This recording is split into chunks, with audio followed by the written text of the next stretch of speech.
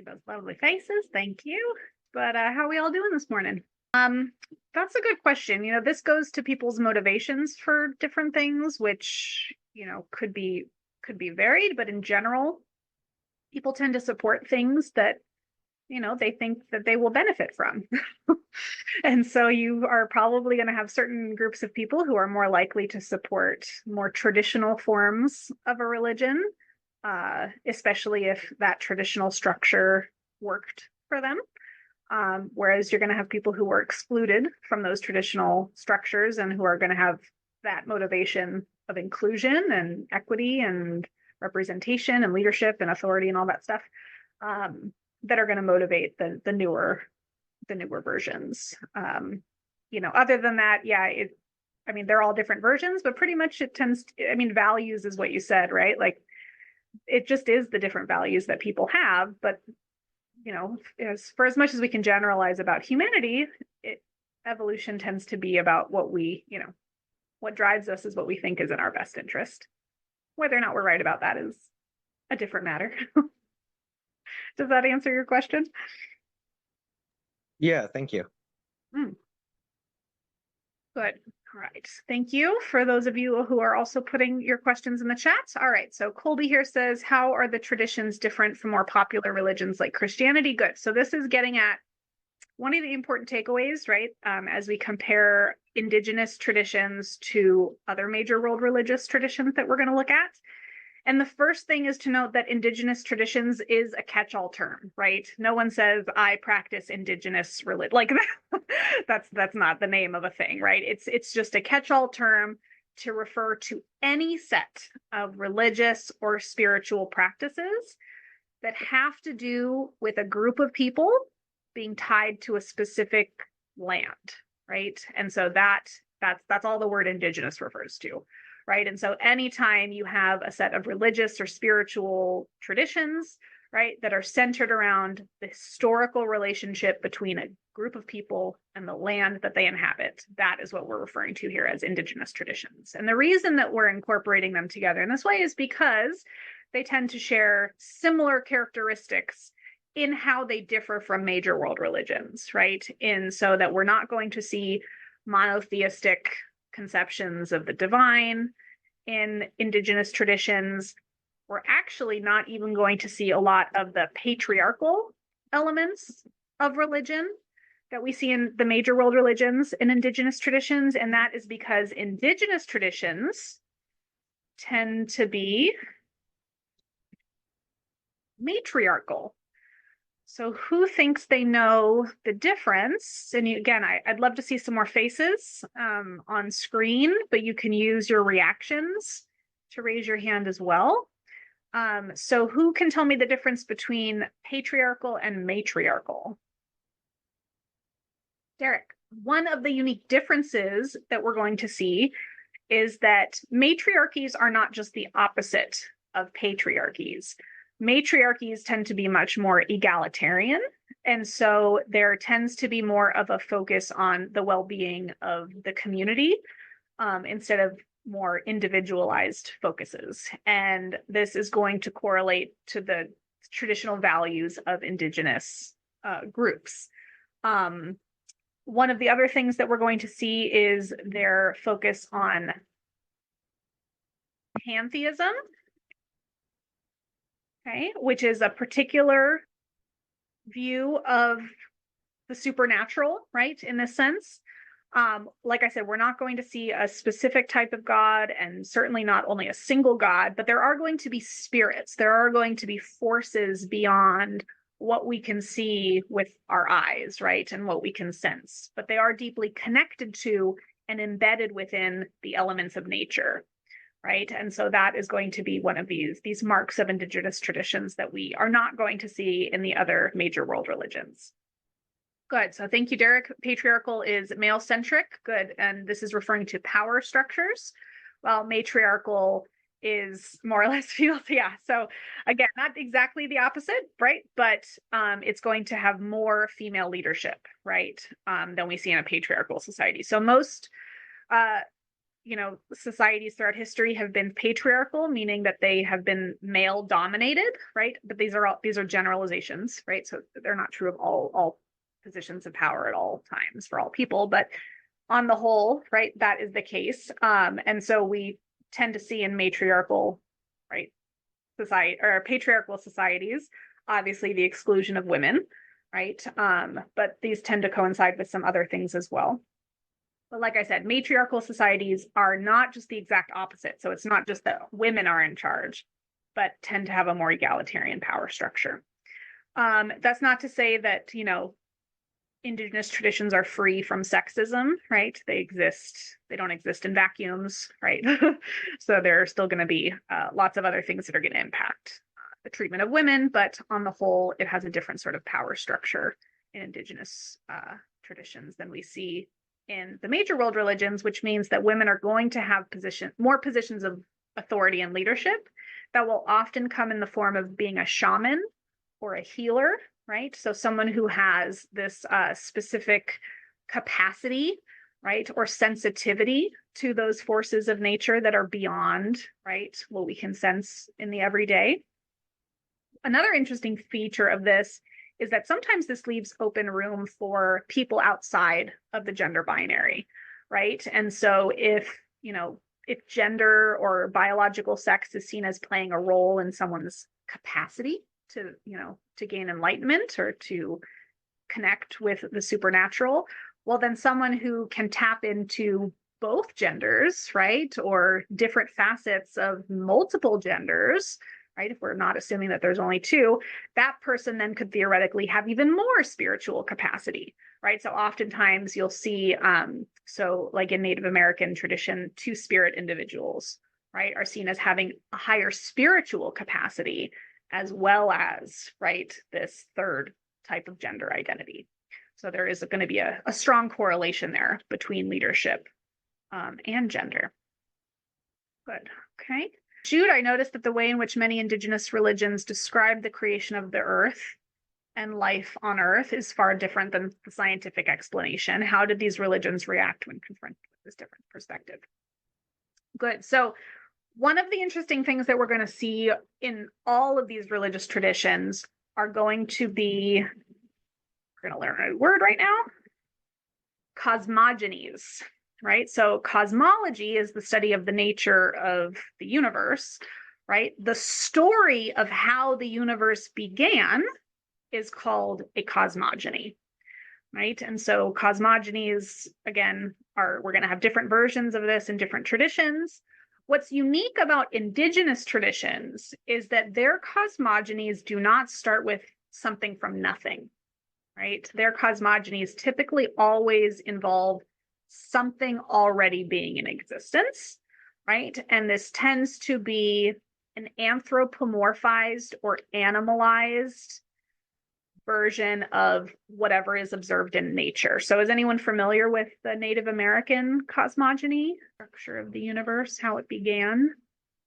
There's an animal involved, a sea creature, a turtle, very good, Tortuga, right? So the idea is that the earth rests on the back of a turtle. And so the turtle is, I think, floating in space, but then there's something underneath the turtle. I forget if it's not turtles all the way down, but there are different metaphysical views for like what happens at each layer.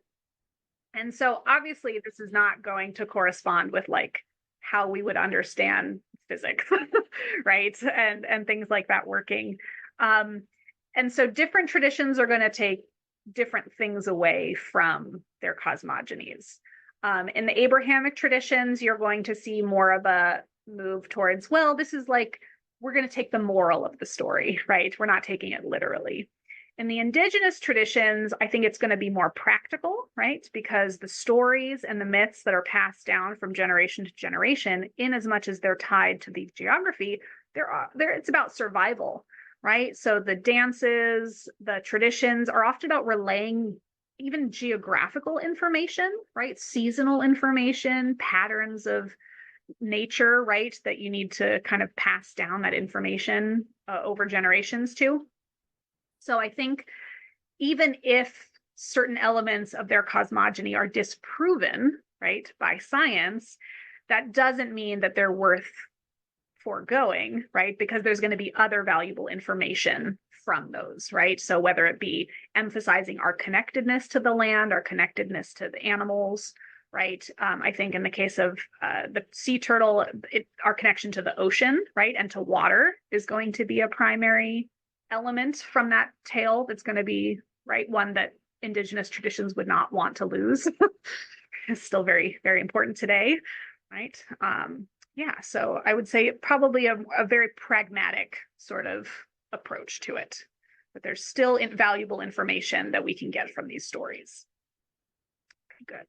Go back to other questions. And thank you for those of you who tuned on your cameras, very much appreciated. All right, Daniela, my question isn't necessarily on Indigenous religions, but that's all right, right? We're looking, yeah, I did have infographics on belief for this week, so that's fine. And my question isn't good reason subjective? Yes, absolutely, right. So when we're talking about beliefs, let me just give everyone some philosophical jargon here so we're all on the same page, right? So a belief in philosophy is something very specific. It is a propositional attitude. And a proposition, again, is just a sentence, right? So we develop beliefs when we develop an attitude towards propositions. And I don't mean like give an attitude. I mean, like you have a sense or you feel like it is true or false. And what we want to be clear about is that beliefs are not black and white.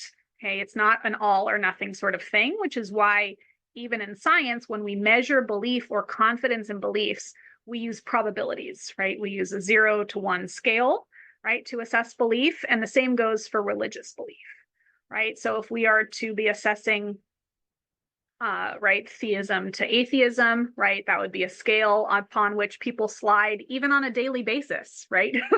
You could be a theist who's having maybe not such a great day, right? And maybe your confidence goes down a little bit, right? Or you could be an atheist who experiences something really incredible and unexplainable, and maybe your confidence goes up a little bit, right? So again, right, just note that belief is not all or nothing, right? It's constantly changing. And so one of the things that is really important for philosophers is trying to determine what would count as rational or justified belief, right? And this is going to be part of the philosopher's pursuit of knowledge, right? This is something, and just to give you a little background, knowledge, the most popular view historically, is that knowledge is justified true belief plus some other criteria that different philosophers disagree on what it is, right? But at minimum, right, it has to be a belief, right? You have to actually form an attitude towards something.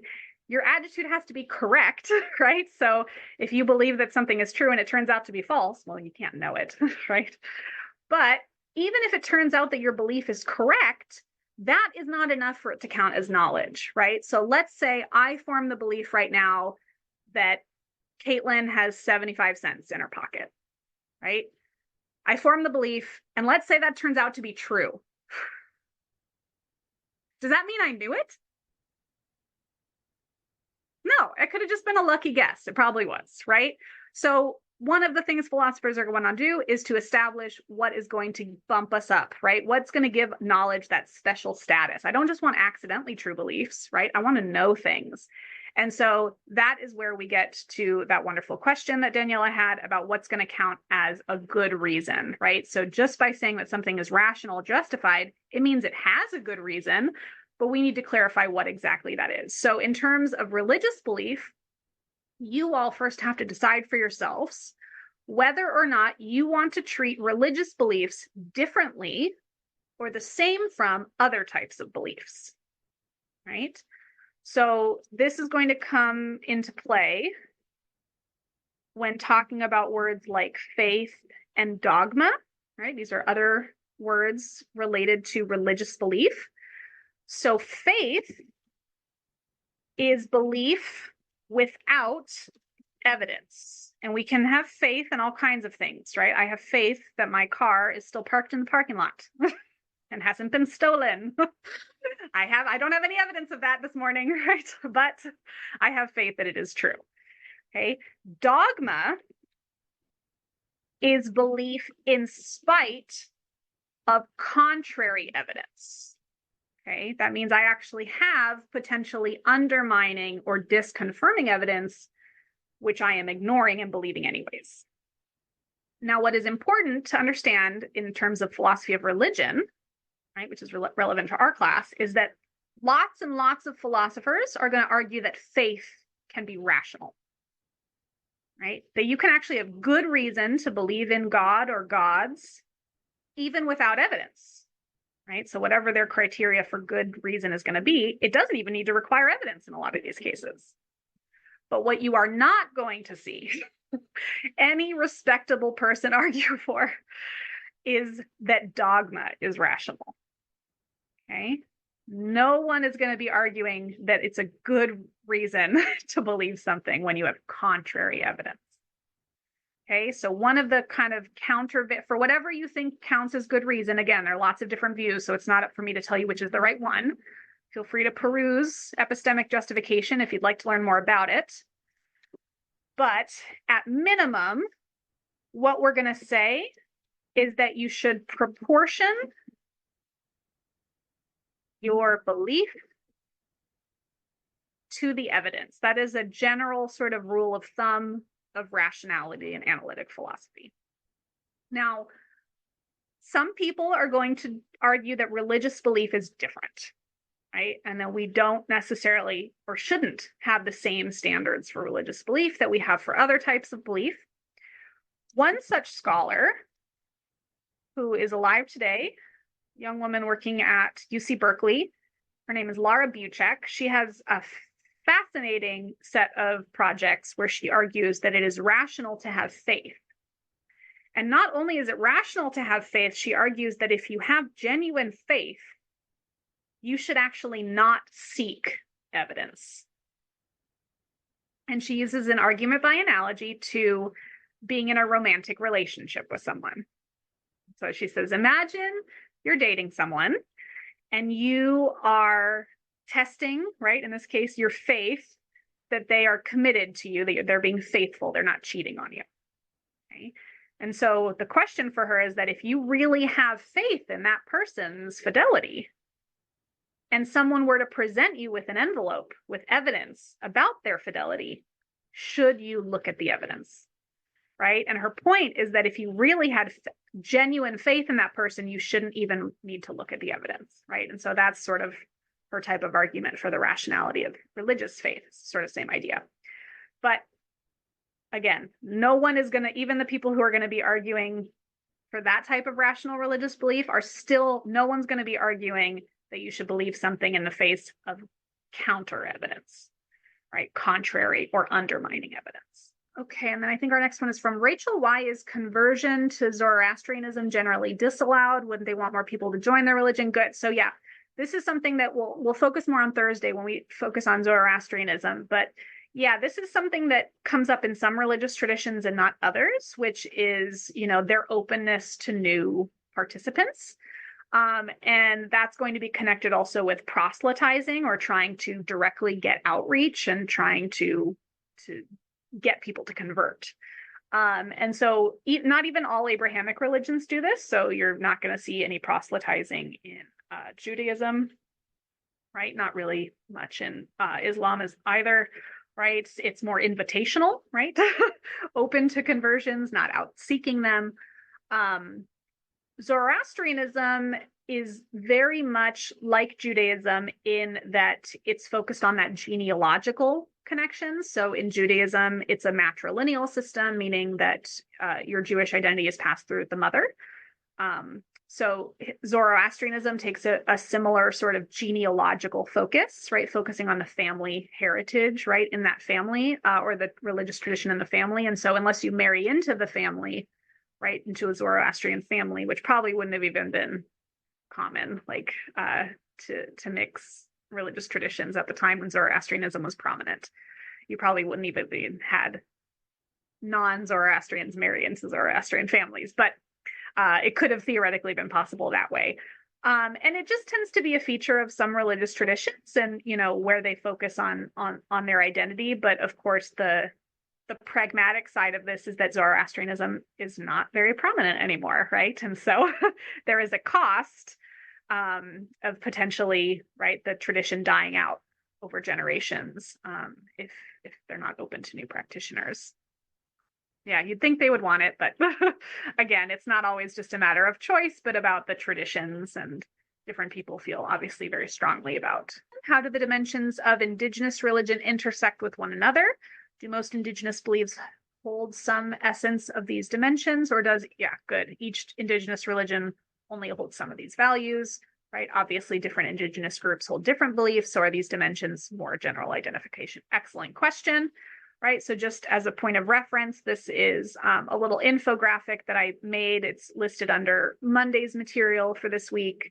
And again, just sort of picking up on our first week, Ninny and Smart, those 7 dimensions of religions, right? Kind of carrying that through. So what I tried to do is I tried to create an infographic for each week, or right, for each religious tradition. So you could kind of compare along those lines. But Jackson, you are absolutely correct. These are generalizations, right? And even this holds true for every religion we're going to see down the line, right? Because each of these traditions, again, has existed for so long. Like, even when you look at the 7 dimensions for Christianity, like, that's not going to apply to every Christian, right? Same for the Buddhism, right? Same for each one. So because there are going to be differences within each of these religious traditions, yes, always make a caveat, right, with anything that I'm stating about these religious traditions, is that, asterisks, it's a generalization, right? So given the variety, someone could absolutely be a member of one of these traditions and not ascribe themselves to every aspect, right? But the idea is that these are the most common elements, and most Indigenous traditions will have most of them, right, if not all of them. And you'll notice that they're kind of laid out very vague ways, right? So as not to kind of lump them all together. So one of the primary differences that we're going to see, for example, between African and Native American Indigenous traditions is a difference between human and more animalistic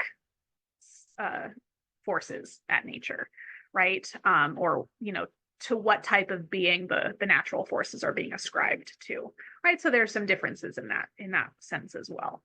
But yeah, overall, we're going to see some of the more common elements, not just being obviously the connection to the land, but also in those interpersonal connections to the supernatural, right? So again, either through some sort of medium, through a shaman, right, through some sort of ritual practice. And this ends up being a lot of the emergence of, modern medicine is going to come out of a lot of the sorts of uses of nature to, again, what we see as overcoming natural forces might just be like a way of alleviating, inflammation with a natural herb or something like this, right? But historically, it's going to be given a lot more significance and perhaps some supernatural characteristic as well. This is more of an observation, but it seems like Indigenous religions are more likely to be somewhat animistic. Yes, absolutely. And have a bit more connection or emphasis on nature. Absolutely correct. As well as the geography. Yeah, you've been paying attention. That's exactly right. And one of the other things that you're going to see about this is that this connects to, I mentioned, understanding a person's role in the nature of the universe, but also it's going to involve our understanding of our relationship to one another. So Indigenous traditions are likely to see all of humanity as relatives, right? So ascribing a familial structure to all elements of nature, right? Really expanding that interconnectedness. And because of that interconnectedness is also going to allow for different ideas of philosophical concepts like time, right? So notions of past, present, and future are not going to be as delineated in Indigenous traditions as they are going to be in the major world religions we're going to see next, right? They're going to see as being much more in flux, right? Sort of interwoven together. Let's see. Trying to think off the top of my head of other characteristics that define Indigenous traditions. Yes. So given their historical, right, and their ancient lineages, these traditions are going to be primarily passed down through oral traditions, right? So we are not going to see sacred texts from Indigenous traditions, right? In fact, these are going to be some of the hardest for one to study, right, as an outsider. And even in some Indigenous traditions, like Aboriginal culture, Only recently have they been allowing people to even take pictures, right? And it wasn't believed that you could even hear the stories unless you were a member of the tribe, right? So very sacred, right? Information. So it's just now that we're starting to learn more and more about these traditions, but it's because they have been preserved in this oral way or passed down through dance and other types of non-written, non-language based. Agreeing with the observation, one thing that stuck out to me from the reading was how much of an emphasis is put on nature in a lot of Indigenous traditions. There was a line that mentioned something about the energy of a blade of grass and how that manifests into something much bigger than just that single blade of grass. Yeah, good, right? And so this, you could also think of it in terms of like the butterfly effect, right? Just exactly how interconnected everything is. And, there are lots of ways in which that's still very true today. And there's a lot of, I think, meaning and value we can get from being reminded of that lesson, right? So we live in a very global world, right? So when you go to the store and you're, buying just a piece of produce, right? Sometimes you forget that, probably thousands of people from all over the globe were involved in not just the growing of that, produce, but getting it to where it is today. And right, like the whole world is connected, right, through the things at our fingertips. And so, yeah, being reminded of that, I think, is very valuable, and especially in as much as it permeates, if not your religious world, view, your worldview. Because again, if we take Russell seriously from week one, right, the beliefs we have are going to impact the way that we operate in the world, the way we treat each other. And so one of the differences that we're going to see, not just between Indigenous traditions and major world religions, but this is something that Indigenous religions have in common with Eastern traditions. And that is going to be an emphasis on the here and the now, right? And I don't mean in the sense of like not conflating past, present, and future, but I mean in focusing on this present life, not on an afterlife.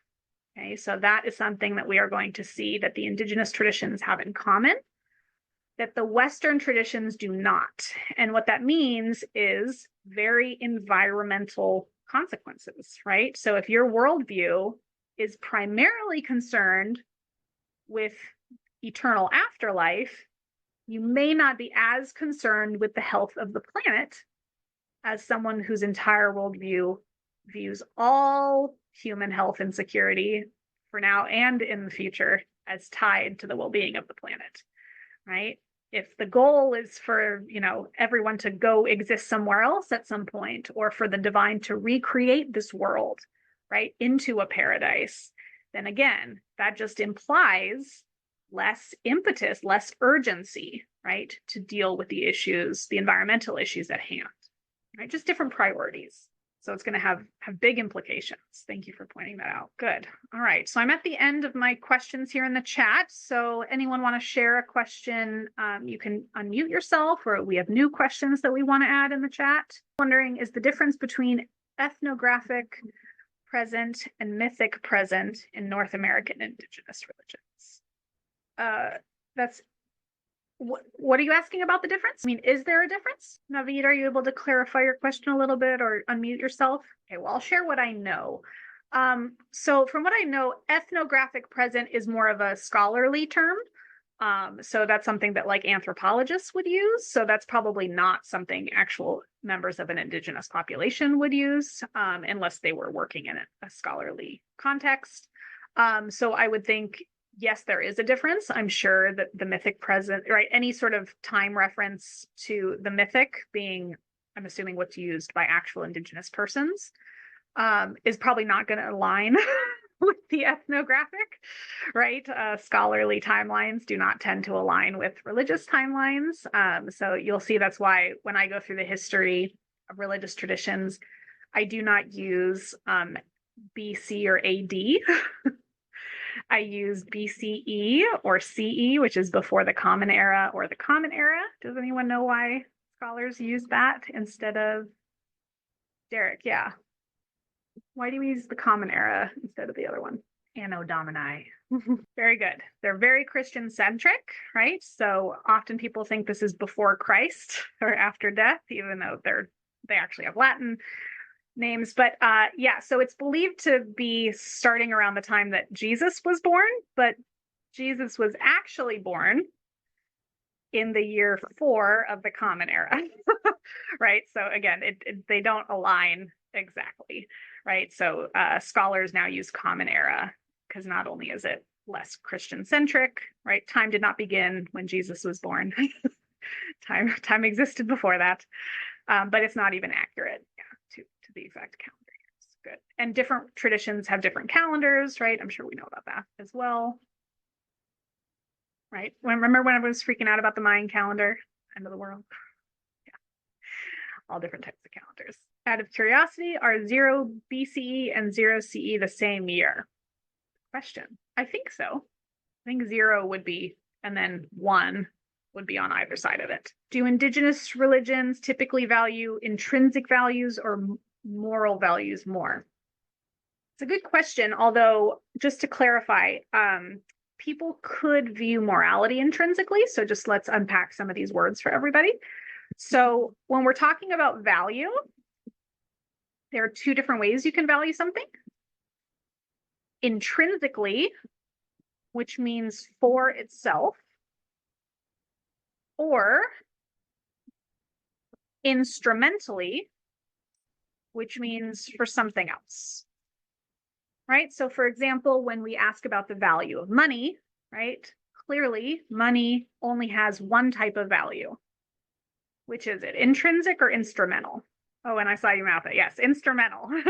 Good, right? So as soon as money is not able to buy you stuff, it loses all of its value, right? It is only valuable insofar as it is able to get you something, right? So, and for some people, not even then, right? Some things, though, we want to say are intrinsically valued. Some things could be both, right? So, like, we probably want to say, hopefully, that your education has both types of value, right? It can both get you something, but hopefully, it also has value just in and of itself, right? So, something that we might traditionally think of as an example of something that has intrinsic value is something like beauty, right? Something that we just enjoy for its own sake, right? There's no, people could enjoy art and beauty instrumentally, right? But I think we can all relate to what it means to enjoy something, something that is beautiful just for itself, right? Not for anything else, right? And so those are the different ways in which we can value things. And so to go back to Sarah's question, right, asking about what types of values do Indigenous traditions have? And so I don't want us to think that intrinsic value is always necessarily better than instrumental value. That tends to be, right? We tend to think of that like something is better if it's valuable for its own sake than just something else.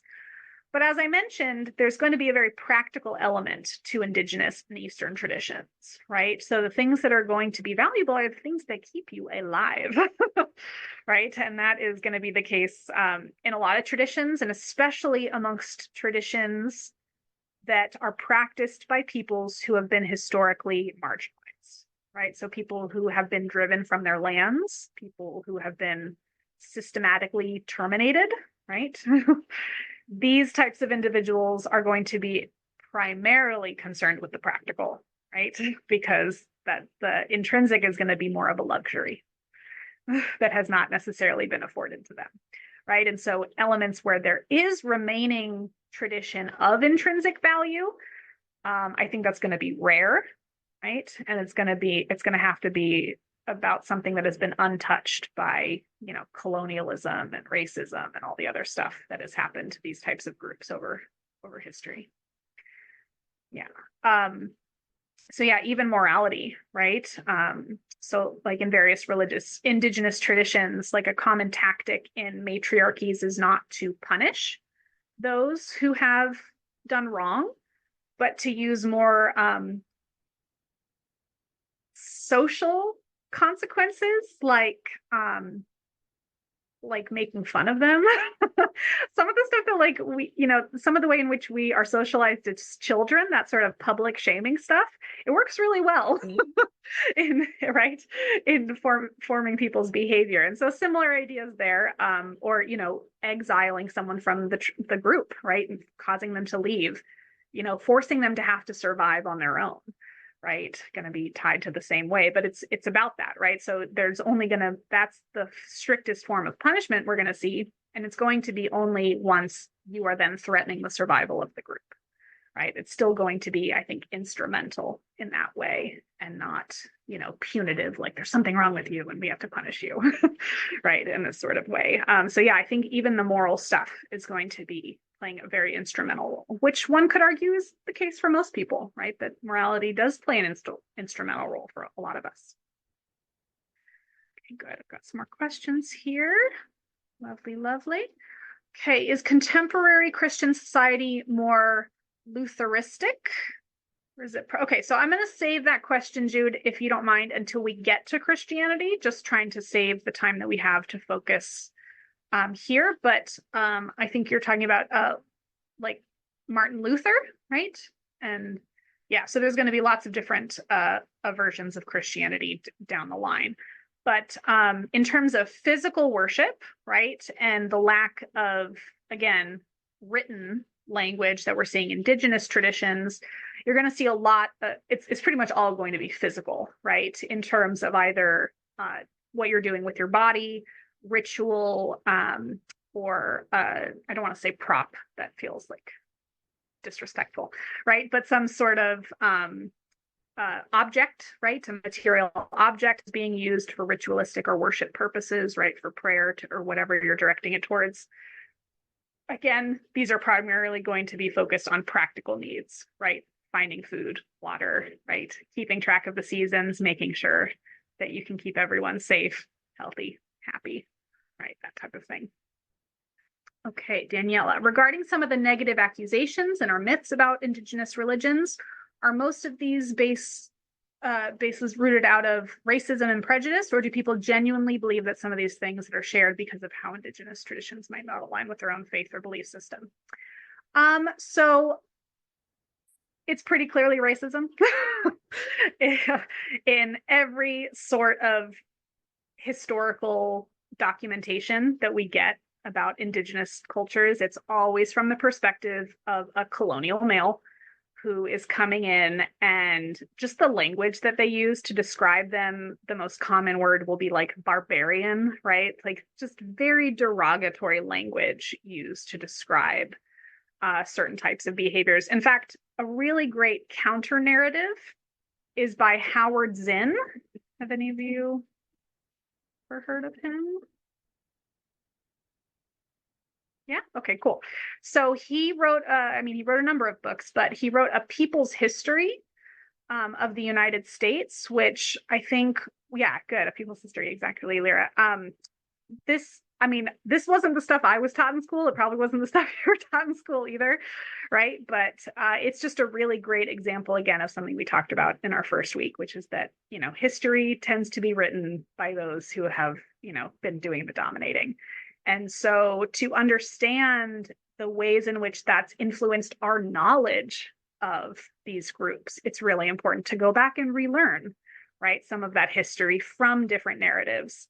And so, yeah, it's absolutely not only going to be based in racism, but also just a lot of ignorance, right? Ignorance about ways of life that differ from one's own, right? So presuming, right, sort of like enforcing or projecting what would at the time have been Christian morals, right, onto Indigenous populations. It's going to, if you did that, not knowing anything about Indigenous traditions, right, everyone's going to come out looking sinful, right? Even just in the way they dress and operate in their daily routine, right? It's culture shock. Like nothing is going to translate. And so that ends up being a lot of the problem, right? Is just no effort was made, or very little efforts were made to understand people on their own terms, right? It was always in the context of whatever their moral framework was from wherever they were coming from. Yeah. Latin American history class. Oh yeah, he never even made it to the United States, right? Yeah, and he thought they had no. A lot of people made really terrible presumptions um, about Indigenous populations. There's actually a really wonderful documentary called The Mission. It's on one of the streaming services right now. I would highly recommend it. But it's about this young Christian man who goes to these very remote islands, like some of the most remote islands left in the world, to try to proselytize to the indigenous peoples there. And this young man ends up getting killed, but they have some interviews with other, old white dudes who went to different parts of the world and tried to convert the brown people. But they have some really, really interesting stories about the natives' reactions. And you'll know exactly what I'm talking about if you watch the film, but it's fascinating, like how they interpret stories of Jesus in their own framework, right? Having never experienced that before. Oh, good. Your class is going to watch that. Awesome. Oh, it's so good. I'm like trying. I'm glad there's only 1 minute of class because I'm about to spoil it for you. Yeah. Okay. So definitely I would recommend, it's fascinating. Watch it with your friends for fun. It'll make for good conversation. But yeah, so there's going to be, again, a lot of differences that we're going to see from here on, right? We're going to be moving into Zoroastrianism on Thursday, which is going to be the first of our major world religions, right? In that it is one of the oldest. But like we already sort of mentioned, it is one of the smallest today, right? So even though it still exists, not very prominent. But why are we learning about it? Because it is going to deeply influence the major world religions that come after it, especially the Abrahamic traditions, right? So we're going to want to get a sense of where those concepts come from. I can't wait to talk to you about it on Thursday. All right. I hope you all have a wonderful rest of your day. Thanks for being flexible again. And I'll hang out for a couple minutes in case anyone has any more questions. Have a good one.